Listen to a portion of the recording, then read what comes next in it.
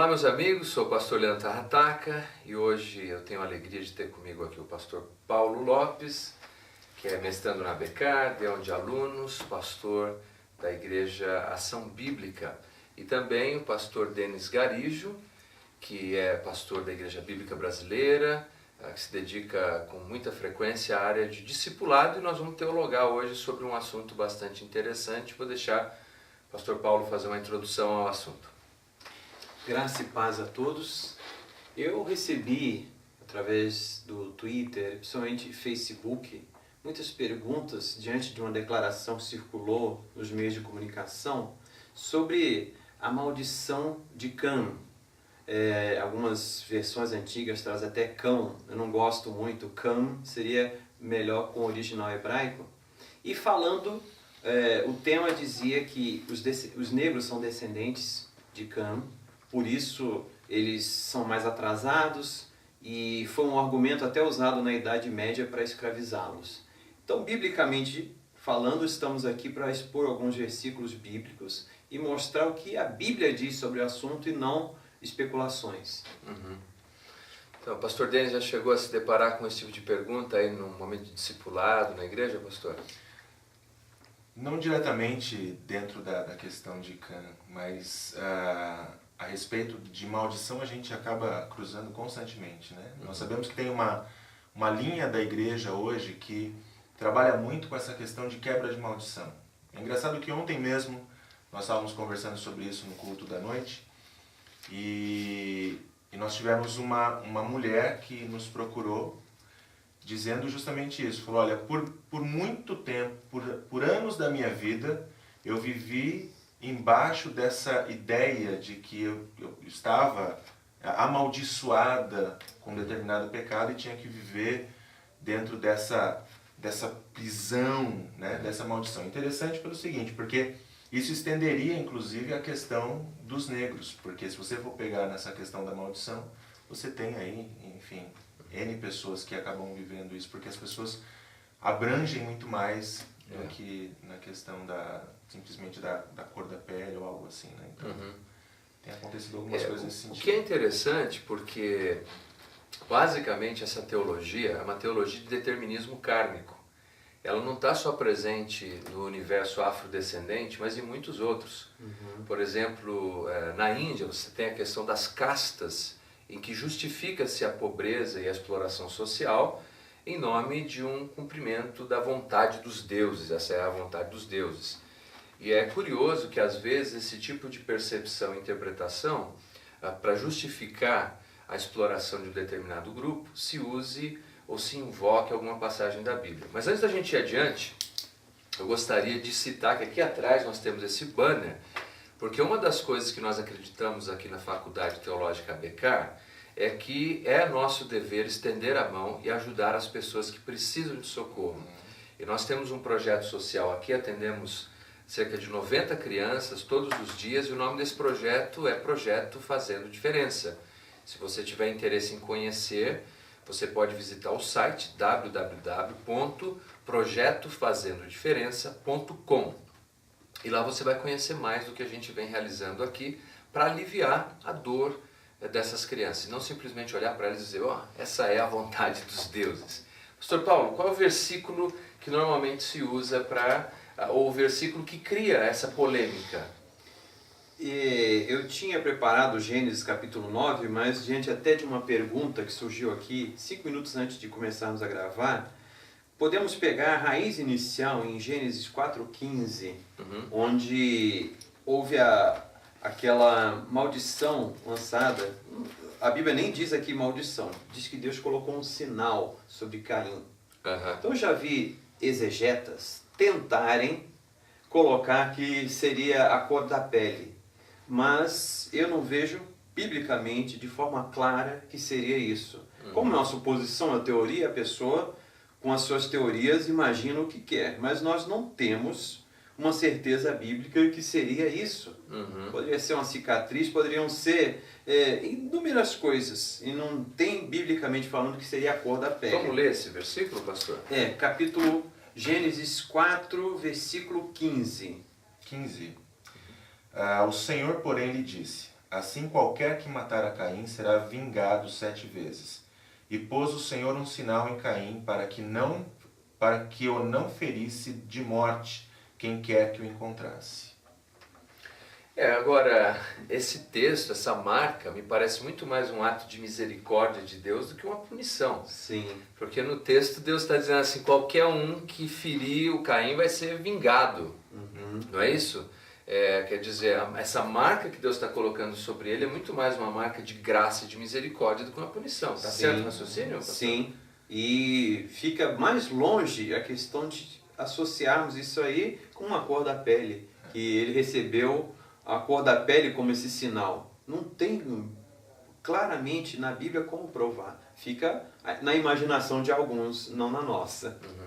Poderia ser o que a gente costuma chamar em hermenêutica de exegese, que é quando você coloca dentro do texto a sua percepção em função de aspectos culturais. Poderia ser assim? A gente tem que fazer exegese, né? Não exegese. É interessante porque muitas pessoas pegaram, principalmente há algum tempo atrás, essas questões, principalmente lá nos Estados Unidos, né? Quando nós vemos na história, não a igreja, mas, por exemplo, nós temos o mormonismo correndo atrás dos negros e tendo essa separação de forma tão forte, né? Então, quer dizer, pegar justamente o texto e colocar dentro e mover toda uma sociedade em torno disso. Mesmo igrejas, nós vemos históricas acontecer coisas parecidas, né?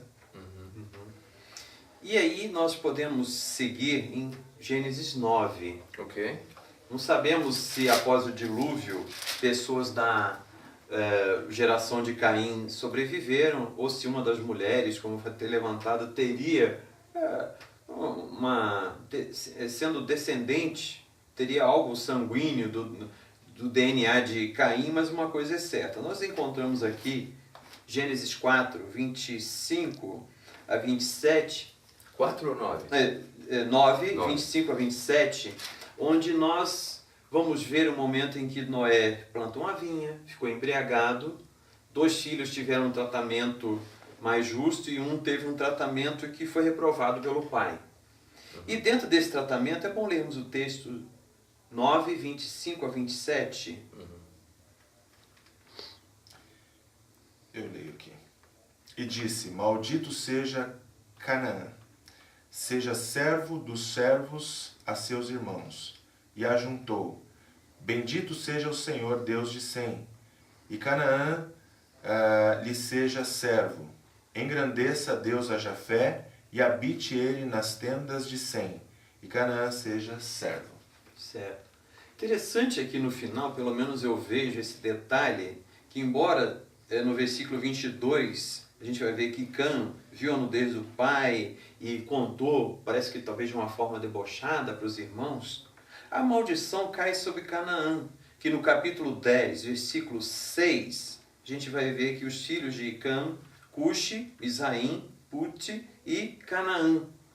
A maldição não cai sobre toda a descendência, mas em especial sobre um filho chamado Canaã, que habita primitivamente naquela região palestínica.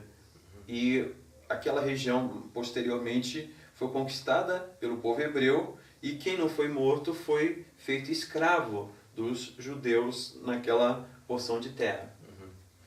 E uma coisa que me parece, pastor Denis, é assim, pelo menos seria meu entendimento da passagem e do seu cumprimento histórico, que o povo de Israel foi feito escravo no Egito. Há quem diga, inclusive, que a própria palavra hebreu carrega em si essa ideia.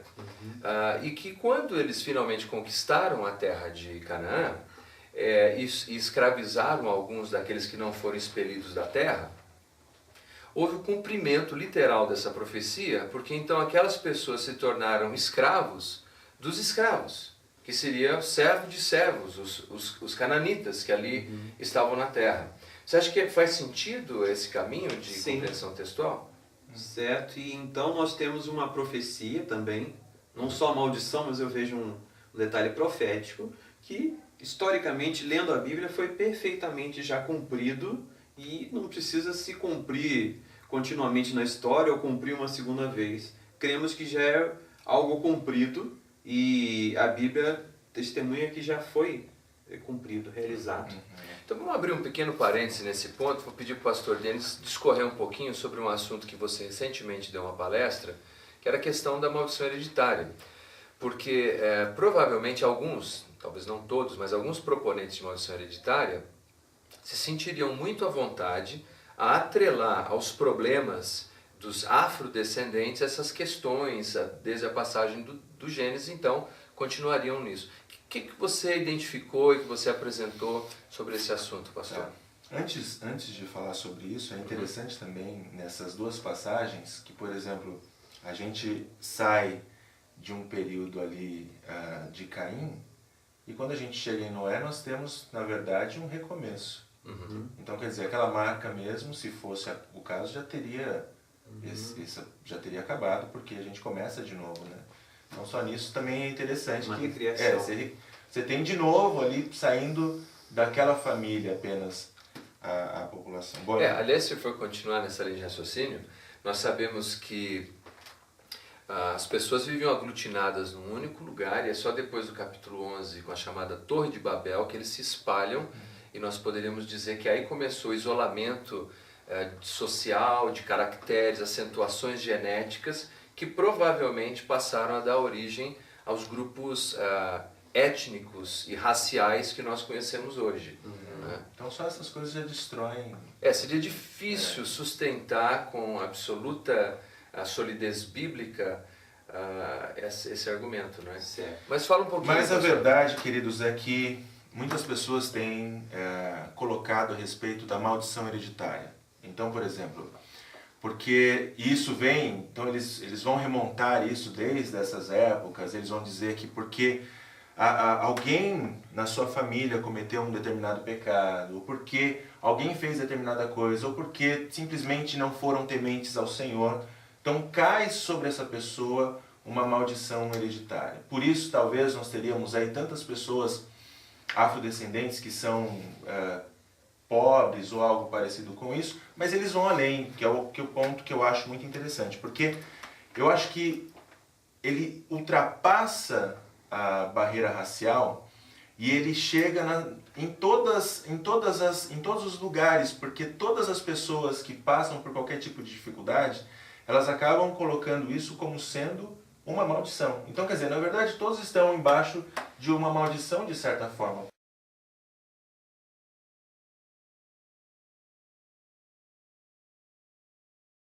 Toda essa discussão, mesmo quando nós vamos lá atrás, e no que estão falando por aí, sejam pastores até que da mídia, porque isso estão trazendo para a mídia essa questão de maldição, eu acho que o ponto que nós deveríamos nos focar é aonde termina a maldição da humanidade.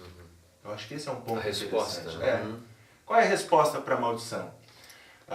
Eu estava conversando com uma outra mulher e o casamento da filha dela vai mal. O casamento da filha dela tá com problemas sérios e ela me disse o seguinte, falou, mas pastor, não tem o que fazer. Eu falei, não, mas nós temos que aconselhar, nós temos que fazer alguma coisa. Não tem o que fazer, porque minha mãe se divorciou. Eu me divorciei. E a minha filha está debaixo da mesma maldição e ela vai se divorciar. E nem era uma questão de pele. Era uma questão simplesmente de não saber resolver os problemas, porque algumas vezes nós não temos como solucionar, ou achamos que não temos como solucionar, e aí de quem que é a culpa? A culpa é da maldição, então, é mais fácil a culpa ser da maldição. E qual é a resposta, pastor Paulo? A Bíblia que vai dar nossa base, nossa crença. Eu gosto muito do livro de Gálatas, capítulo 3, versículos 10 a 13, onde fala que havia uma maldição e tanto os que estavam sem lei como os que viviam debaixo da lei estavam debaixo de uma maldição. E Jesus, versículo 13, nos resgatou da maldição, a lei, quando ele se fez maldição por nós. Quando eu aceito a sua mensagem, a obra dele na cruz, toda a maldição que havia por causa de Adão, que fala Romanos 5,12, é quebrada e eu repouso em Jesus, onde Ele já levou, Ele carregou para sempre essa maldição e que pesava sobre mim, mas Ele já levou. Então eu não fico mais com esse peso, pois eu creio na obra realizada na cruz. É uma coisa linda entender a graça de Deus. Por exemplo, durante muitos anos as pessoas achavam, e muitas igrejas insistiam, que a mulher, por ocasião do parto, não deveria ser anestesiada. Porque o livro de Gênesis diz que uma das consequências do pecado de Eva era dar à luz com dores de parto. Então eles diziam, não pode dar anestesia, tem que deixar sofrer aquela dor. Mas o fato de Deus ter abençoado a humanidade com um caminho para que aquela dor fosse aliviada é uma graça de Deus. E a graça de Deus, ela se estende para restaurar o homem da sua condição pecaminosa. A graça de Deus se estende no sentido de melhorarmos inclusive a vida socioeconômica das pessoas. Aliás, se nós tirássemos o cristianismo da história, certamente as pessoas estariam mergulhadas em trevas profundas e em misérias terríveis. Mas o cristianismo entende isso, de que Deus vem ao nosso encontro e nos abençoa. E a genealogia de Jesus, quantas pessoas ali a gente podia dizer, você tem Raabe, que é cananita, você tem Ruth, que é moabita, e em Cristo todas essas pessoas fizeram parte do processo da graça de Deus. Sim. Eu acho que esse é um sentimento que alivia as pessoas, não é? É a graça. Muitos que defendem a maldição hereditária e até dizem que a questão da raça negra seria maldição, gostam de usar Êxodo 20, versículos 5 e 6, onde o texto vai dizer que Deus visita a iniquidade dos pais nos filhos até terceira e quarta geração. Então as pregações que eu assisti pela TV, invocando isso, e vão falar que a maldição então vai seguindo de geração em geração. Só que o próprio texto, continuando, fala que Deus faz misericórdia. Interessante, então, esse entendimento de hermenêutica, do contexto, e o entendimento do que significa a palavra misericórdia, é quando Deus retira a punição que o pecador merece. Por 1000 gerações, 3 ou 4, a maldição, e a misericórdia por 1000 gerações. Tem uma outra versão que fala milhares, que vai além do 1000. A minha diz assim, milhares, né, dos que... Então, atualizada, alguns textos falam 1000 e tem outra que fala milhares. Além do 1000, a misericórdia vai muito além de qualquer maldição. E eu gosto também de Ezequiel 18, 4 e 18, 20, onde o filho não leva a iniquidade do pai, e nem o pai do filho. Houve um momento lá, por causa de Israel, no deserto, da idolatria, do bezerro de ouro, que a geração sofreu a consequência. Mas um pouco depois da revelação de Deus sendo progressiva, a gente vai ver que o filho não leva a iniquidade do pai. Já é uma outra época diferente do deserto, do bezerro de ouro, da negação da lei. E agora estamos numa nova situação onde cada um dá conta de si mesmo a Deus. A mensagem já no Novo Testamento. E sendo assim, ainda que tivesse, tem, mas a misericórdia vai muito além. E o que seria? Eu acho que a grande pergunta é, a pergunta daquela mulher. Mas a minha mãe se divorciou, eu me divorciei e o casamento da minha filha vai mal. E aí, o que nós podemos colocar? Eu dei uma resposta para ela, vamos ver qual que vocês têm a dizer. Agora você vai matar a gente por Eu já estive numa situação semelhante e citei até exemplos de família onde o pecado e a situação é uma escolha. Em Hebreus 3 fala, se ouvides a sua voz, não endureçais os vossos corações. O Espírito de Deus fala a todos. Alguns endurecem, outros escutam. E assim, é uma escolha. Eu tenho parentes onde, na minha família, o pai fuma e o filho escolheu não fumar. Não, meu pai fuma, meu pai bebe, eu vou escolher. O filho, nem sendo cristão, ele escolheu não fumar e não beber. Eu tenho um exemplo da minha família, onde meu avô não gostava de trabalhar e meu pai escolheu ser trabalhador. Assim, gostava de viver de ajudas do governo e meu pai escolheu uma profissão e entrou naquela profissão. Sendo assim, é uma escolha. Por mais que tenha aquele histórico na ascendência que as pessoas fizeram isso, cada um chega àquele momento de consciência onde ele escolhe, eu vou entrar nos vícios, eu vou entrar nas coisas erradas ou eu escolho o caminho certo. Então é uma escolha de cada um. E as pessoas vão pela conveniência, mas eu posso fugir da conveniência e fazer uma escolha diferenciada. Isso, a palavra de Deus nos dá esse aspecto muito... Deus falou para Caim, se você proceder correto, não é certo que você será aceito? Caim teve,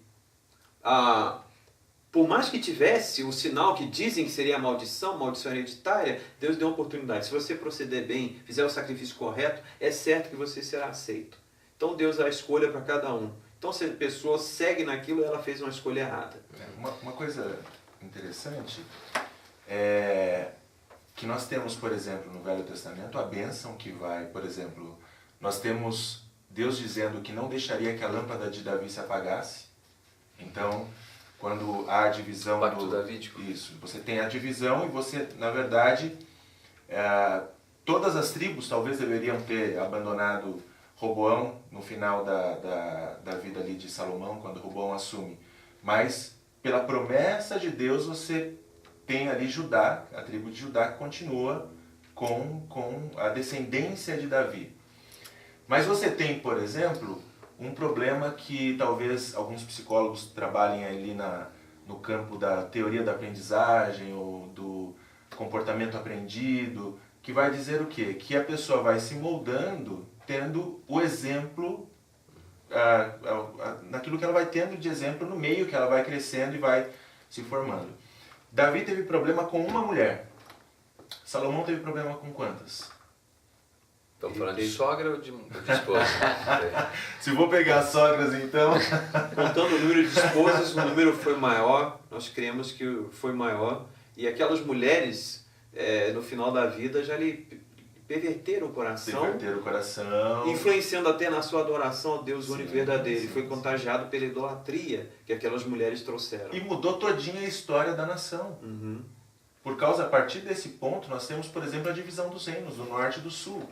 Deus continua abençoando, que é um ponto que nós poderíamos até abordar ou nessa, ou numa próxima conversa, porque nós estamos falando da maldição, mas e da bênção? Tem a bênção hereditária. E a bênção hereditária, exatamente. Deus abençoa as gerações, Deus vai abençoar... Eu gosto mais desse negócio de bênção hereditária. Mas sabe uma coisa que eu acho interessante? Que a gente não pode negar a pecaminosidade humana e o fato de que o ser humano, sim, tem uma inclinação para fazer o que é mal. Então, portanto, nós temos mais facilidade de nos inclinarmos para aquilo que é ruim. E se a gente tiver uma modelagem daquilo que é ruim, provavelmente a nossa tendência é inclinar nessa direção. Agora, nós sabemos de dados antropológicos que o ser humano é sim capaz de escolhas extraordinárias. Aliado isso, inclusive, ao ensino das Escrituras, nós podemos ver pessoas que nasceram em ambientes miseráveis se tornarem homens e mulheres valorosas na causa de Cristo. Agora, me parece que o nosso tempo já está estourado para esse nosso teologando, esse nosso bate-papo. Pastor Paulo, as pessoas que quiserem entrar em contato, fazer sugestões, perguntas, como é que podem entrar no nosso fanpage, lembra? Nós temos então a BK no Facebook, que é um fanpage, e www.facebook.com/Faculdade Teológica Becar, e a pessoa pode fazer essas perguntas, pode deixar sua opinião, e o tempo lá não tem limites, nós podemos entrar a fundo em algumas questões bíblicas, com textos bíblicos sobre esse assunto ou outro, onde a pessoa tem alguma dúvida.